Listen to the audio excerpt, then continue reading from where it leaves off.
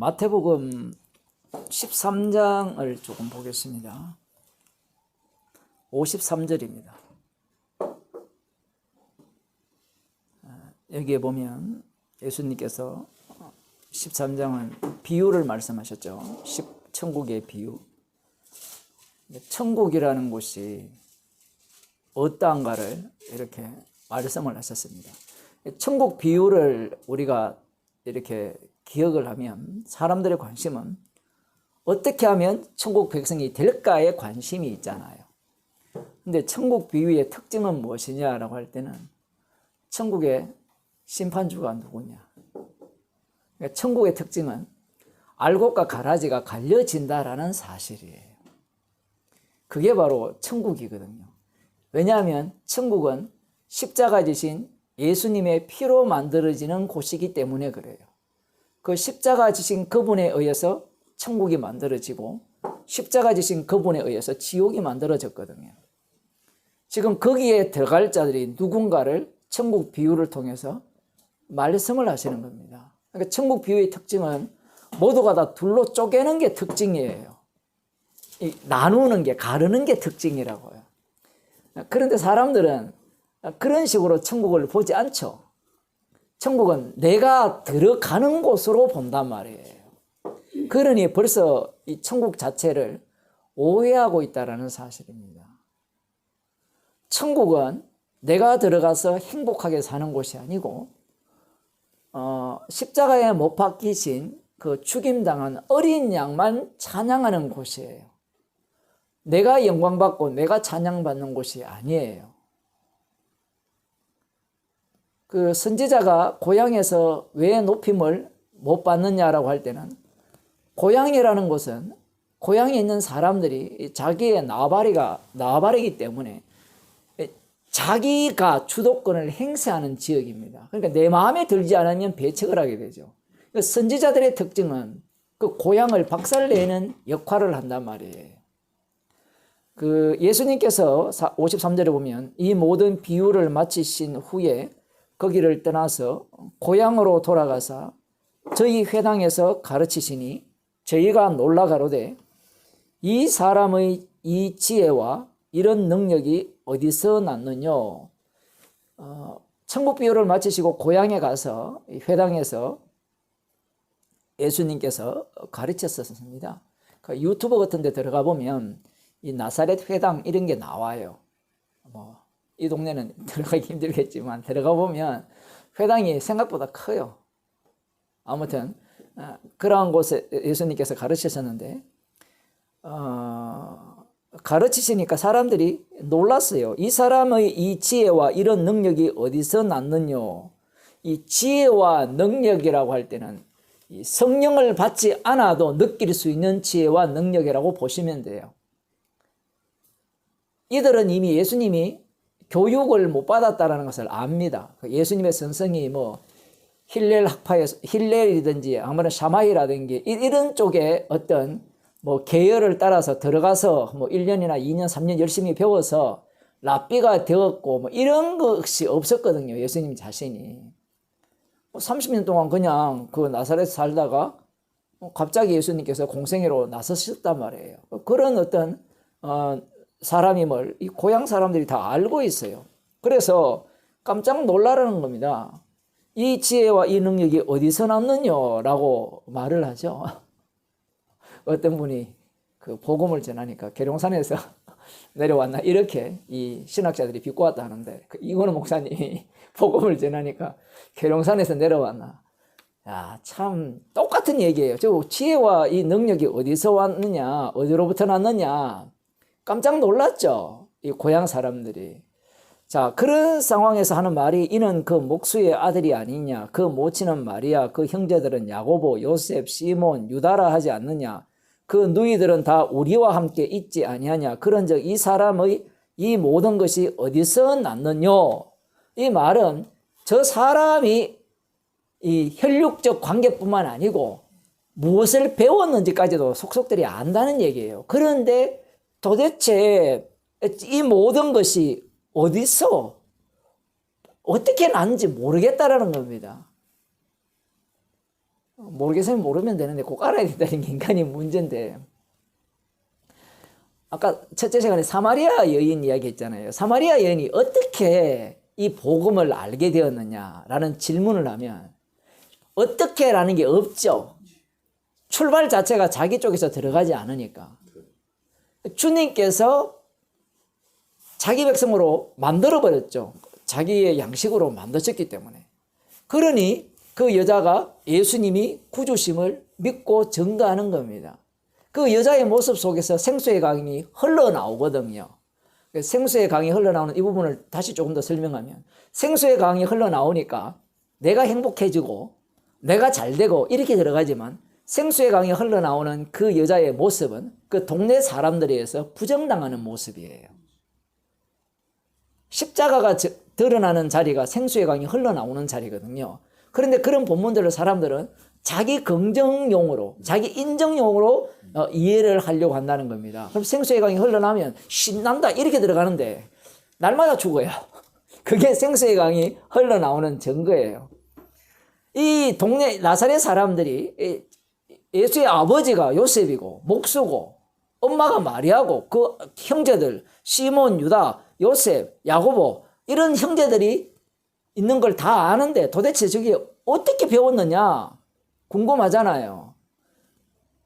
성령에 의해서 지금 말씀되어지고 있다라는 생각은 꿈에도 못하는 겁니다. 자, 그런데 중요한 것은 예수를 배척했죠. 왜 배척했느냐?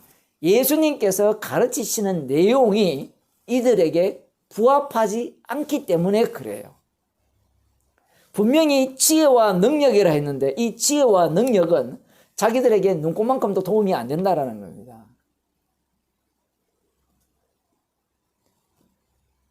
그러자 예수님께서 이런 말씀을 하셨죠. 저희에게 말씀하시되 선지자가 자기 고향과 자기 집 외에서는 존경을 받지 않음이 없느니라. 아까 요한복음에서는 한번 성경을 다시 볼게요. 표현이 조금 다르죠. 요한복음에서는 선지자가 고향에서는 높임을 받지 못한다 하시고 끝. 이 마태복음에서는 선지자가 자기 집 외에서는 존경을 받지 않음이 없느니라 하시고, 그러니까 자기 집 외에서만 존경을 받았어요. 에레미야 같은 경우에도 이 바로의 이쪽, 그쪽 군대 장관입니까? 아무튼 그쪽에서 인정을 받았어요. 재밌는 거죠. 뿐만 아니라 아까 전에 우리가 살펴본 그 엘리야 시대에 시돈 땅에 사는 사렙다 가부, 그런 어떤 이방인으로부터 존경을 받은 거예요. 자기 고향에서는, 고향 외에서만 존경을 받는 거예요. 그러면 이것을 조금 확장시키면 단순히 나사렛 외에서 존경받느냐, 그런 게 아니에요. 최종적으로는 이 땅에서는 존경받을 수가 없어요. 그러면 이 땅 밖에 있는 사람에 의해서만 존경을 받게 되겠죠. 그런 사람들을 예수님의 피로 만든 새로운 피조물이죠. 그들에 의해서 예수님이 존경을 받는 겁니다. 그 다음 구절을 보면 재밌죠. 저희의 믿지 않음을 인하여 거기서 많은 능력을 행치 아니하시니라. 우리 같으면 믿지 않았기 때문에 여기에서는 능력을 조금이라도 행했다는 얘기고요. 아까 능력을 행했다 했으니까 또 누가 보면 또 다르거든요. 자, 저희들이 믿지 않음을 인하여 거기서 많은 능력을 행치 아니했다라고 해요. 우리의 논리라면 믿지 않으니까 능력을 보여서 믿게 해야 되죠. 그게 우리들의 생각인데 예수님께서 행하신 능력은 딱 어느 만큼만 행하시는 거 하면 믿지 않을 만큼의 능력을 행하신 거예요. 그래서 배척합니다. 그래서 이 능력은 앞서서 씨 뿌리는 비유였죠. 씨 뿌리는 비유가 알고 모아 곡간에 들고 쭉쭉년 불에 태우죠. 계속해서 심판 작업이 일어나잖아요. 지금 예수님이 하시는 첫 번째 이 고향에 가서 하시는 일이 어떤 일을 하셨느냐라고 할 때는 바로 심판의 일을 하신 거예요. 알곡과 가라지를 갈아내는 방식입니다. 그들 눈에는 예수님께서 지혜로 말씀을 하시고 능력을 행하시는 것처럼 보였을지 모르지만 주님 쪽에서는 이것은 심판주로서 심판 작업을 펼쳐내는 거예요. 세례요한이 소개했듯이 심판하러 이 땅에 왔어요. 도끼 들고 오신 거예요. 그들의 눈에는 도끼로 안 보이죠. 왜? 이들은 인간 쪽에서는 내한테 이익이 되느냐 마느냐에만 관심이 있지. 그 예수님이 온 우주에 심판주가 되심을 증거하는 데는 관심이 없어요. 특히 고향 사람들, 우리도 안 그럴까요? 우리 예를 들어 가정에서 예를 들면 형제들이 제가 목사고 복음을 전하잖아요. 그러면 그 복음을 받아들이기 쉬울까요? 난 너 알아. 네 젊을 때 뭐 했고.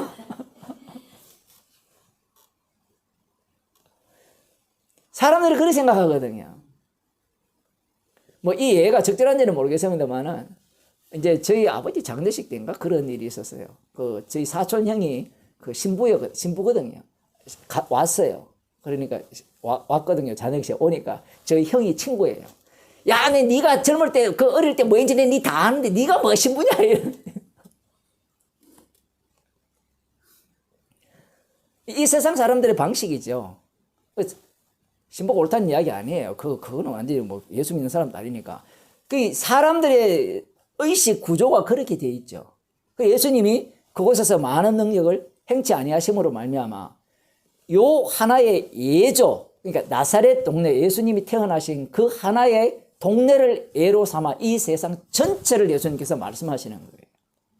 왜? 이 세상 전체는 이 동네 사람과 똑같은 사고방식을 갖고 있거든요. 예수님이 지혜로 복음을 전하시잖아요. 능력을 행하실 때 그들은 그 예수님을 어떻게 대하느냐 할 때는 지금 나사렛 사람들은 배척을 하지만 다른 지역 사람들은 환영을 하죠. 왜 환영을 합니까? 아까 우리가 살펴봤다시 그들이 유익이 되니까. 누가복음 12장을 한번 봅시다.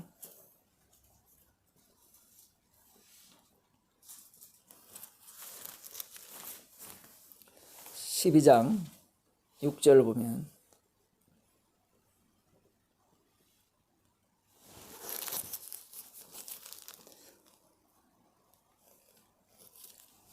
누가복음 4장 16절입니다. 12장 6절이 아니고.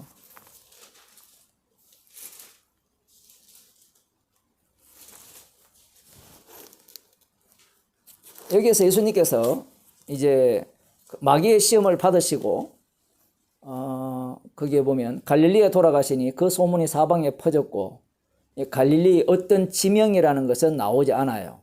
시험을 받으신 이후에. 그 다음 지명이 나오는 곳이 나사렛이죠. 그 나사렛이라는 곳에 이러 안식일에 이제 규례대로 들어가서 성경을 읽고 평계 이사야 61장 1절 이하죠. 주의 성령이 내게 임하셨으니 이는 가난한 자에게 복음을 전하게 하려 하시려고 내게 기름을 부으시고 나를 보내사 포로된 자에게 자유를 눈먼 자에게 다시 보게 함을 전파하며 눌린 자를 자유케 하고 주의 은혜의 해를 전파하게 하려 하심이라 하였더라. 이 말씀을 마태복음과 연결시켜버리면 이 말씀 자체가 예수님은 생명의 주로 지금 말씀되어주고 있지만 생명의 주가 나오려면 심판의 주도 나와야 되거든요. 그 내용이 지금 동시에 깔려 있는 겁니다. 자, 이 말씀이 너희 귀에 오늘날 응하였다라고 하는 순간 이 사람들의 반응이 나오죠. 저희가 다 그를 증거하고 그 사람이 어떤 사람인지 이렇게 다 이야기하는 거예요.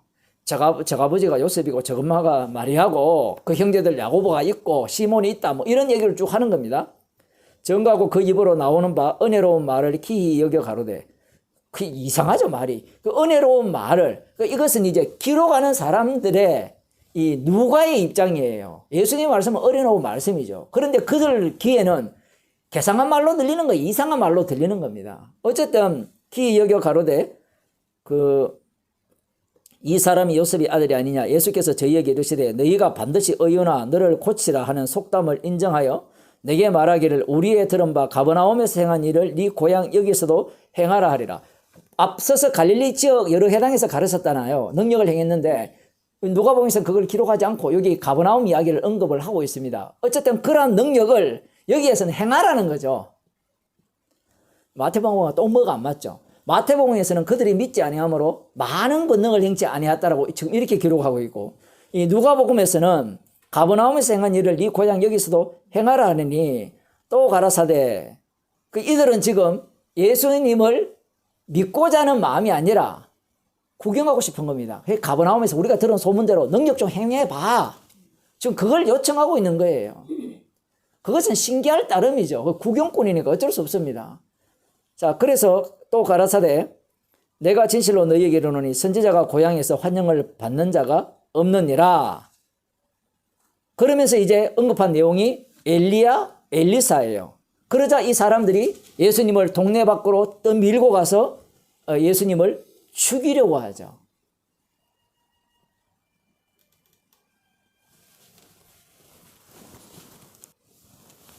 예수님을 죽이려고 합니다. 지금 이 모습 자체가 어떤 의미인가 하면 바로 예수님께서 지금 심판하고 있는 모습이에요. 자, 이렇게 한번 생각해 보세요. 주의 영이 예수님께 임했잖아요. 임했으면 그 다음 예수님이 어떤 일을 해야 되죠? 가난한 자에게 복음을 전해줘야 되잖아요. 그러면 우리가 볼 때는 이 나사렛 사람들도 가난한 자에 해당 안 됩니까? 예? 해당돼요, 안 돼요? 예수님께서 복음을 전하는 자만 가난한 자예요. 예수님께서 용서해 준 자만 가난한 자가 돼요. 가난한 자를 예수님이 만듭니다. 우리가 볼 때는 다 가난하다 하지만 그건 우리 생각이고 죄인이니까 다 가난한 자 아닙니까? 라고 할 때는 세상을 너무 낭만적으로 괜찮게 보는 거고, 지금 예수님의 말씀은 눈 뜬 자만 눈먼 자가 되고요. 왜냐면 이거 요한복음 11장에 9장에 나오잖아요. 눈 뜬 자만 눈먼 자가 되고, 그죠? 눈 뜬 자는 뭐가 돼요? 소경으로 만들어버리죠. 이거 같은 말인데 다른 말이잖아요. 소경이었는데 눈 먼 자는 눈 뜨게 해서 다시 뭘로 만듭니까? 눈 먼 자로 만들죠. 이거 되게 어렵네. 날 때부터 소경이 되었잖아요. 소경이죠. 근데 주님이 눈 뜨게 했죠. 눈을 떠보니까 자기가 소경이라는 걸 아는 거예요. 아니까 눈이 띄어진 거예요. 이 과정 속에 제가 지금 그 얘기를 하는 거예요. 주님이 복음을 전한 자만 가난한 자가 돼요. 근데 쥐가 가난하대요. 누가복음 해석할 때 다 그렇게 해석하잖아요. 그래서 예수님은 가난한 자를 오셨다. 누구 마음대로. 가난하다는 것은 십자가 피를 증거하기 위한 가난함이에요. 나 가난하네. 그렇게 해서 가난한 자가 되는 게 아닙니다. 포로된 자에게 자유를 받은 자만 포로됐다는 걸 알죠. 그 요한복음 8장에 나옵니다. 나중에 하겠지만 진리를 알지니 진리를 너희를 자유케 하리라. 그 죄의 종이라죠. 죄를 범하는 자마다. 그 주님께서 자유케 해줄 때만 비로소 자기가 죄의 종임을 아는 거예요. 그러니까 이 주의 말씀 속에 성령을 받은 자만 이 말씀에 합류되는 겁니다. 그 다음 보면 눌린 자를 자유케 하고, 자유케 된 자만 자기가 눌린 자임을 압니다. 자유케 되지 못한 자는 자기가 눌린 자임을 몰라요. 악마에게 사로잡혔다 쫄쫄쫄 끌려다니는 거 그런 줄 모른다고요. 그러니 말씀 자체가 성령 받은 자만 알아듣는 말씀이 되는 겁니다. 지금 이 나사렛 사람들은 예수님의 가난한 자에게 복음을 전하게 하라면 했음에도 불구하고 자기들은 부유해요. 이제 부유하다는 말 이해되시죠? 네 말 필요 없다는 겁니다. 네 말. 차라리 이 가버나움에서 행한 그런 능력과 표적이나 나한테 좀 행해 달라는 거예요. 그거 보고 우리 구경 잘했네. 안 그러면 우리 집안에 아픈 사람 있으면 그거나 고쳐줘. 이런 식이에요. 이 고향의 특징이 이런 모습을 갖고 있는 거예요. 예수라는 사람을 다 알기 때문에. 그래서 이 고향 사람들이 요구하는 바가 뭐냐라고 하면 자기에게 필요한 것을 요구하고 있다는 사실입니다. 그래서 이 요한복음 4장에서 예수님께서 하신 이 내용도 마찬가지예요. 그래서 이 왕의 신하가 이 예수님께 와서 자기의 아들이 죽을 병에 걸렸는데 고쳐달라는 이런 태도 자체가 표적과 기사를 보지 않으면 믿지 않는다. 이게 바로 주님의 심판인 거예요. 그래서 예수님이 행하신 이 표적과 기사들은 모두가 다 심판에 해당됩니다. 그거 보고 다 지옥 가야 돼요. 왜냐하면 그런 수준은 누구나 다 믿음을 유발할 수 있잖아요. 그렇지 않습니까? 그러니 그걸 보고 믿고 따른다는 자체가 믿음이 없다라는 증거입니다. 그래서 요한복음 4장에서 이 내용이 사마리아 여인이 어쩌면 요한복음 전체를 관통한다고 볼 수 있어요. 2장에서 예수님께서 물로 포도주를 만들었잖아요. 물로 포도주를 만드니까 제자들이 예수님을 믿었대 했잖아요. 그 믿음이 과연 믿음이냐? 능력을 보고 믿는 믿음이 믿음이냐?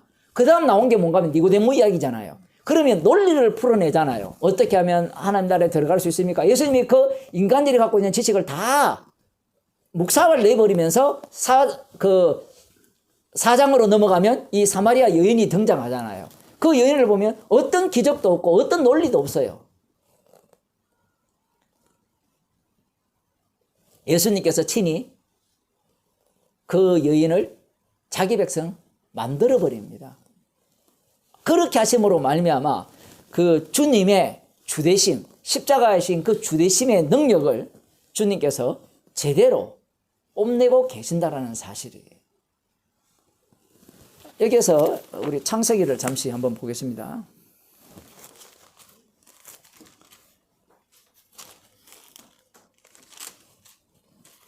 창세기 40장을 보면 우리들이 잘 아는 술 맡은 관원장과 떡 맡은 관원장의 그 꿈을 해석해 주는 그 요셉이 등장합니다. 그 40장 전체가 그 내용이에요. 그 요셉이 이 거짓말로 인하여서 이 왕의 제수들이 갇히는 옥에 갇히죠. 그 시대장의 집에 있는 감옥입니다. 쉽게 말하면. 거기에 갇혔는데 어쨌든 그 전옥에 은혜를 입어서 감옥 전체를 관리하는 자가 되었는데 마침 누가 감옥에 들어오게 되는가 하면 술 맡은 관원장과 떡 맡은 관원장이 감옥에 들어오게 되었습니다. 이 사람들의 그 위치는 상당히 높잖아요. 왕의 지근거리에서 술과 떡을 이렇게 드리니까. 그죠? 특별히 그것들 잘못 드리면 큰일 나잖아요. 자, 그들이 고위직이니까 이 12대장이 특별히 요셉에게 명령을 해서 시종을 들라 그렇게 하니까 요셉이 그들을 숨긴 거예요. 그러던 어느 날 여러 날이 지났습니다. 여러 날이 뭐 한 해가 지났는지 수일이 지났어요. 그 기간에 대해서는 성경에서 언급하지 않습니다. 어쨌든 그냥 그렇게 일상적으로 지냈는데 어느 날 한날 한시에 한날 밤에 하루 밤에 이 두 사람이 동시에 꿈을 꿨는데 각기 다른 꿈을 꿨는데 아침에 일어나니까 둘 다 얼굴이 근심빛이 가득해요. 왜 근심빛이 가득하냐 물어보니까 이 요셉이 시종 드는 사람이니까 그들의 신변에 대해서 민감하게 반응을 해야 되거든요. 꿈을 꿨는데 꿈을 해석해 줄 사람이 없다는 겁니다. 이들은 여러분 꿈꾸고 꿈을 해석해 줄 사람이 없다고 해서 낯빛이 바뀌는 사람이 있어요? 없죠. 이 느부갓네살 왕이 꿈꾼과 비슷해요. 이건 해석을 알지 않으면 안 되는 꿈이라는 겁니다. 그걸 누가 그런 마음을 주셨어? 주님이 그런 마음을 주신 거예요. 그러니까 이걸 해석 못하는 자체가 죽을 지경이에요. 그래서 낯빛이 확 바뀐 겁니다. 우리하고 다르죠. 자, 이때 요셉이 뭐랍니까? 꿈은 인간이 꾸지만 꿈을 해석할 분은 하나님 뿐이라고 이야기하죠. 근데 이 꿈 해석하는 능력을 언제 줬는지는 성경에 기록되지도 않습니다. 그러나 이 꿈의 해석과 요셉이 꾼 꿈이 같이 연결되어 있죠. 자, 그래서 꿈을 해석해 줍니다. 꿈을 해석해 주는데 지금 이 얘기를 왜 하는가 하면 지금 고향하고 똑같은 거예요. 그 꿈을 해석해 주는데 이 꿈이 요셉이 꾼 꿈이 있죠. 그 꿈과 지금 이들이 꾼 꿈과 그리고 꿈의 해석이 언약을 위한 꿈이거든요. 그러면 이 꿈과 꿈의 해석은 자기의 사적 이익을 위해서 해석하면 안 돼요. 이용하면 안 돼요.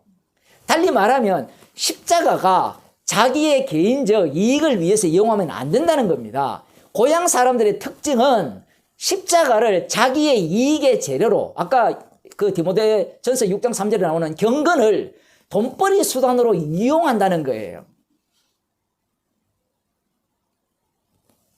요셉이 지금 꿈을 해석해주고 부탁을 하죠. 당신이 덕이하거든 풀려나거든 나를 기억해달라. 나 지금 억울하게 감옥에 갇혔고 내가 히브리 사람으로서 여기에 잡혀왔는데 잡혀올 이유가 없었잖아요.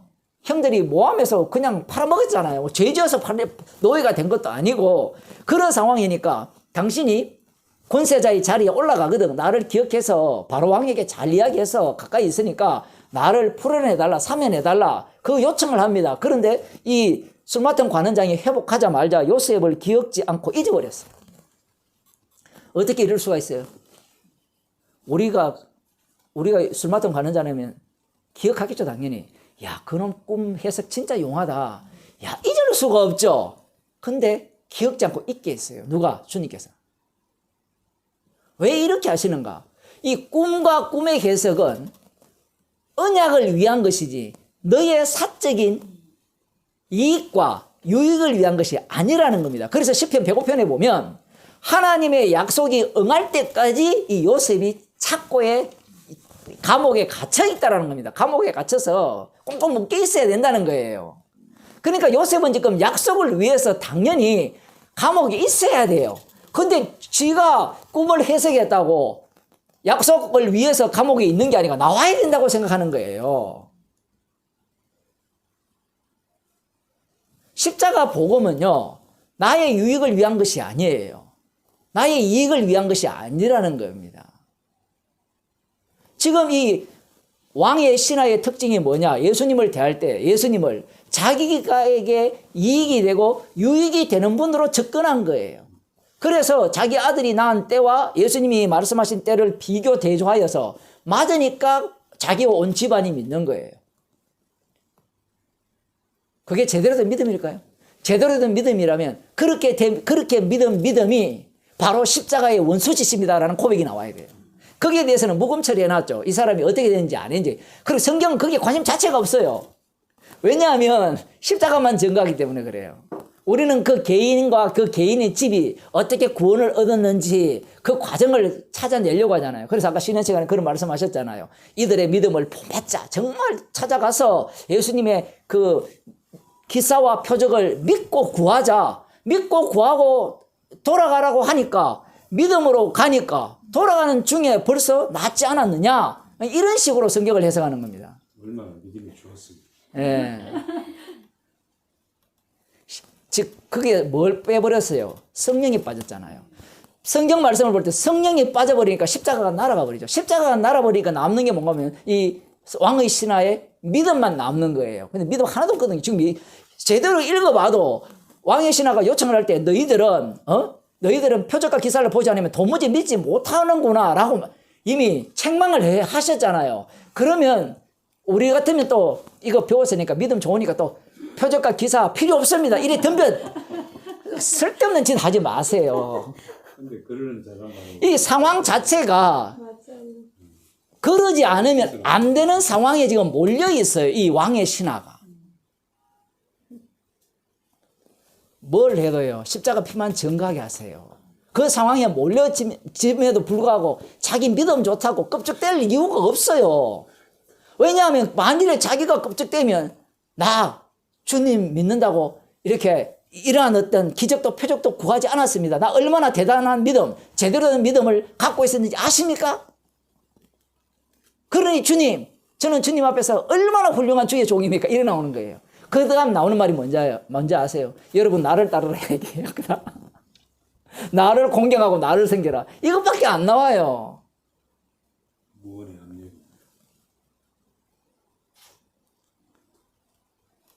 그럼 목사님 뭐 대충 살아도 됩니까? 대충 살아도 돼요.